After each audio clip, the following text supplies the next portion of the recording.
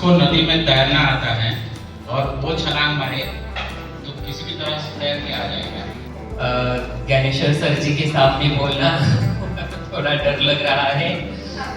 अनुवाद के उल्लेख करते हैं, बाद में पता चलता है आज ভারতের বৃহত্তম চতুর্থ জাতীয় অনুবাদক সম্মেলন মহা ধুমধাম ও পূর্ণ উৎসাহ এবং দেশব্যাপী অংশগ্রহণের সাথে সমাপ্ত হয়েছে।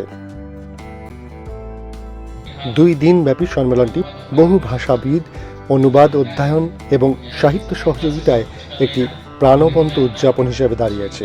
সম্মেলনটি শ্রী শ্রী বিশ্ববিদ্যালয়ের অপারেশন ডিরেক্টর স্বামী সত্য চৈতন্য উদ্বোধন করেন। ডক্টর রিন্ধাম কুন্ডু সম্মেলনের আহ্বায়ক ছিলেন এবং অতিথি এবং বিশিষ্ট ব্যক্তিদের উষ্ণ অভ্যর্থনা জানান উদ্বোধনী অনুষ্ঠানে ডক্টর চন্দ্রশেখর হোতা।